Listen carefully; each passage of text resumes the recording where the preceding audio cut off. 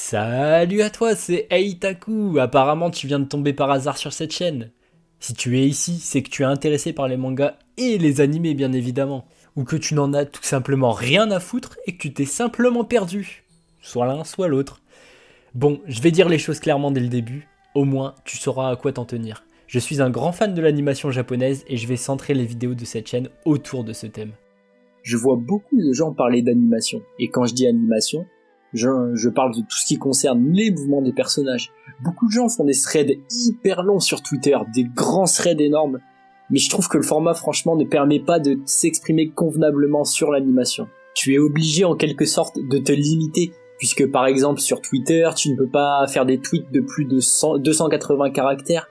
Et franchement, pour parler d'animation, c'est assez peu. Au lieu d'ouvrir un compte Twitter dédié uniquement à l'animation, je préfère ouvrir une chaîne YouTube plutôt que d'ouvrir un compte Twitter où je ferai de grands threads dédiés à l'animation. Sur YouTube, je peux parler librement de ce que je veux et proposer différents formats plutôt que de faire des threads et uniquement des threads. Allez, on va rentrer directement dans le vif du sujet. Au programme sur cette chaîne, vous retrouverez des vidéos dédiées à l'analyse des animés que je choisirai. Cette analyse se portera autant sur le fond, c'est-à-dire la qualité de l'adaptation d'un manga ou d'un light novel adapté en animé, la qualité des rajouts que l'animé propose par rapport au manga ou au light novel, mais aussi une analyse par rapport au rythme d'adaptation des chapitres. Bien évidemment, ces analyses porteront aussi sur la forme, c'est-à-dire l'animation en elle-même, mais aussi la direction artistique de l'animé.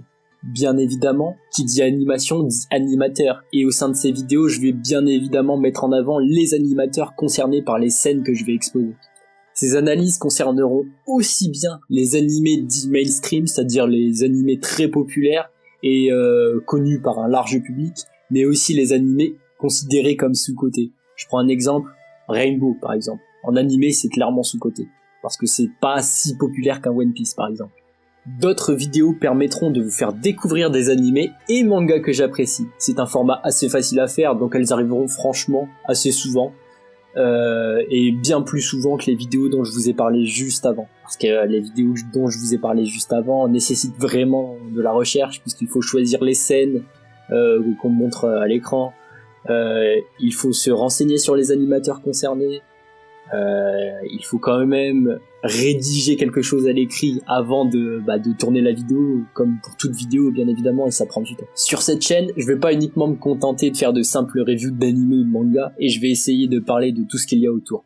Je vais essayer de parler de tout ce qu'il y a autour d'un animé, c'est-à-dire je vais parler du studio de production, des studios de production même.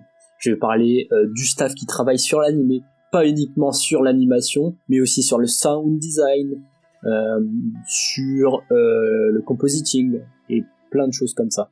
Je vais bien évidemment mettre en avant certaines œuvres réalisées par certains studios, puisque dans certaines de mes vidéos, je vais consacrer mes vidéos à certains studios d'animation que je veux mettre en avant, que ce soit des studios bien connus ou des studios pas connus. Je trouve d'ailleurs que c'est plus intéressant de parler des studios peu connus, comme ça au moins les gens en apprennent plus, plutôt que de parler que des studios comme Ufotable, Mappa ou encore 8 Studios. Ça, tous les gens connaissent ces studios, enfin tous les gens.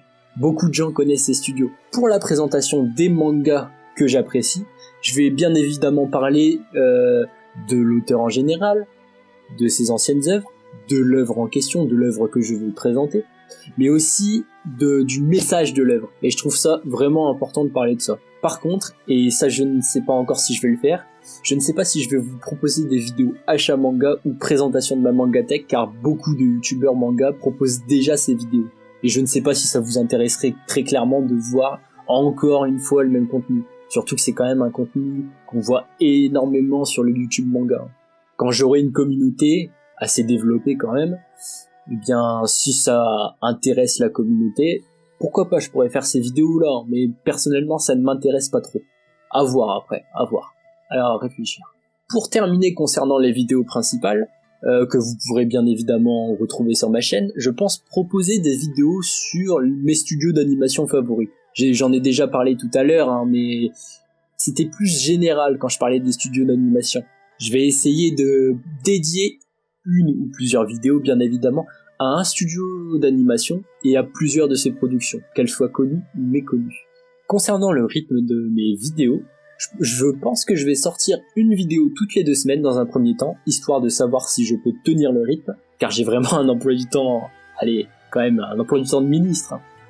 Je suis quelqu'un d'occupé, moi. En vrai, je fais genre, mais je suis un gros branleur. On verra si je peux caler plus de vidéos entre le visionnage des épisodes d'Ex-Arm, mon animé favori, sérieusement. Un magnifique animé que je recommande, et bien évidemment mes games sur Nier Automata, le meilleur jeu auquel j'ai joué. Bon, allez, derrière Elden Ring, quand même.